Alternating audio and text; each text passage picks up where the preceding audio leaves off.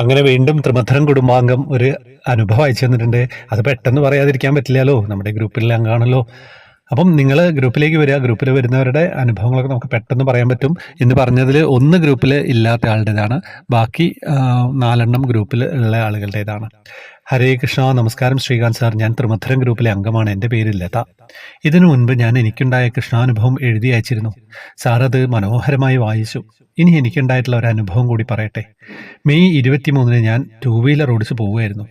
അപ്പം മഴ ചെറുതായിട്ട് പെയ്യുന്നുണ്ടായിരുന്നു. റോഡിൽ ഒരു കുഴിയിൽ വെള്ളം നിറഞ്ഞു കിടക്കുന്നത് ഞാൻ കണ്ടില്ല സാർ. എൻ്റെ വണ്ടി നേരെ കുഴിയിൽ ചാടി. ഞാൻ ഇടതുവശത്തേക്ക് മറിഞ്ഞു. തലയും മുഖവും പോയി പോസ്റ്റിലിടിച്ചു. കുറച്ച് സമയം എനിക്ക് ഒന്നും മനസ്സിലായില്ല. അത്ഭുതം എന്ന് പറയട്ടെ ശ്രീകാന്ത് സാർ, എൻ്റെ പൊന്നുണ്ണി കണ്ണൻ അവിടെ വന്നിരുന്നു കേട്ടോ. മുഖമടച്ച് വീണ എന്നെ കണ്ണൻ പൊതിഞ്ഞു പിടിച്ചു. എനിക്ക് തലയ്ക്ക് മുഖത്തിനോ ഒരു പോറലുമേൽക്കാതെ ഉണ്ണിക്കണ്ണൻ കാത്തു. ചെറിയ വേദനകൾ മാത്രമേ ഉണ്ടായിരുന്നുള്ളൂ. ഹോസ്പിറ്റലിൽ പോയി സ്കാൻ ചെയ്തു, എക്സ്റേ എടുത്തു. യാതൊരു കുഴപ്പവും ഉണ്ടായില്ല. എൻ്റെ കണ്ണനാണ് എനിക്ക് ഒരു ആപത്തും വരാതെ കാത്തുരക്ഷിച്ചതെന്ന് ഞാൻ വിശ്വസിക്കുന്നു.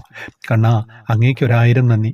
എല്ലാവരെയും കാത്തുകൊള്ളണേ ഭഗവാനെ എന്ന് പ്രാർത്ഥിക്കുന്നു. സർവം കൃഷ്ണാർപ്പണമസ്തു. ശരിക്കും ചേർത്ത് പിടിക്കുക എന്ന് പറയുന്നത് ഇതൊക്കെയാണല്ലേ. ഈ മഴയത്ത് ഇങ്ങനെയുള്ള അനുഭവങ്ങളൊക്കെ വായിക്കുമ്പോൾ തന്നെ എന്തൊരു സുഖമാണെന്നറിയോ. എൻ്റെ ഉള്ളിലെ നെഗറ്റീവ് എനർജി തീരെ ഇല്ലാതാവുകയാണ്. കേൾക്കുന്ന നിങ്ങൾക്കും അങ്ങനെ സംഭവിക്കുകയാണ്. കേൾക്കുന്നത് മുഴുവൻ നിങ്ങളിലേക്ക് എത്തണമെങ്കിലേ ഒരു സീക്രട്ട് ഉണ്ട് കേട്ടോ. സ്വയം നല്ല വ്യക്തിയായി മാറുക. നല്ലത് മാത്രം ചിന്തിക്കുക, നല്ലത് മാത്രം ചിന്തിക്കുക. മോശം വാക്കുകൾ പറയുന്നതേ ഒഴിവാക്കുക. ഞാൻ എന്തെങ്കിലും ദേഷ്യമൊക്കെ പിടിക്കുമ്പം അമ്മ അടുത്തിരുന്ന് ഇങ്ങനെ നോക്കും. അമ്മ ഇങ്ങനെ പറഞ്ഞു തരും, എന്താ ശ്രീകാന്തേ നീ ഇതൊക്കെ പറയാണോ, എന്നിട്ട് നിനക്ക് ദേഷ്യം പിടിക്കുന്നത് എന്താ? അപ്പം ഞാൻ അറിയാതെ ഒന്ന് തണുത്തു പോവും. അങ്ങനെയൊക്കെയാണ് കാര്യങ്ങൾ. എന്തായാലും മനുഷ്യരല്ലേ, നിങ്ങളും അങ്ങനെയൊക്കെ തന്നെയാണ്. പക്ഷേ ശ്രമിക്കുക. ശ്രമിച്ചാൽ ശ്രമിച്ച് അങ്ങനെ മാറാൻ പറ്റും. അങ്ങനെയാണ്